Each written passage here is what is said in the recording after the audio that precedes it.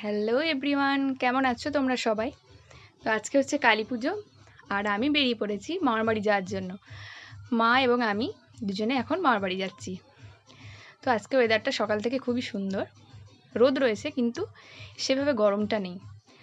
আর প্রথমেই বলি, আমার যাওয়ার একেবারেই ইচ্ছা ছিল না, তো এখন যেতে হচ্ছে। আর এখানে বসে আছি, ব্লাউজ বানাতে দেওয়া আছে, তো তিনি এখনও আসেননি। তো এখানে বসে একটু ওয়েট করছি তার জন্য। পরে যা ফোন করে জানতে পারলাম যে তিনি আসবেন না, কোনো কাজে আটকে গেছেন, তাই ব্লাউজ না নিয়েই এখন যেতে হবে মামার বাড়ি। তো তারপরে আবার একটা টোটোয় উঠে এখন মামার বাড়ির উদ্দেশ্যে চলে এসেছি। বাসে যাব না, কারণ অনেকগুলো ব্যাগ রয়েছে, আর মা সেইভাবে বাসে উঠতেও পারে না।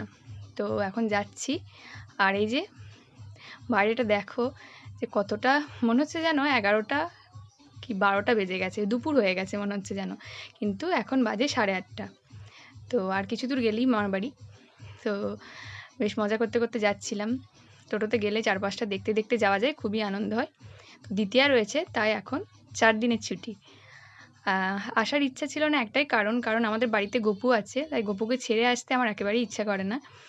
যেহেতু একা থাকবে, বাবা আছে আর গোপাল একা থাকবে বাড়িতে, তো সেজন্য আসবো নাই ভেবেছিলাম, কিন্তু মা জোর করছে এবং মাসি বারবার বলছে আসতে, তা আসতে হলো।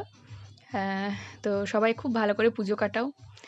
মা কালী সবার মনের ইচ্ছা পূরণ করুক। সবাই খুব ভালো থেকো। আর আমিও চেষ্টা করব খুব ভালো থাকার এবং খুব ভালো করে পুজোটা কাটানোর। তো খুব এনজয় করো এবং খুব ভালো থাকো। তো এই যে আমি চলে এসেছি মামার বাড়ির কাছাকাছি। এই যে এই পুলটা পার হলেই গ্রামে চলে এসেছি। তো সবাই খুব ভালো থাকো। টাটা।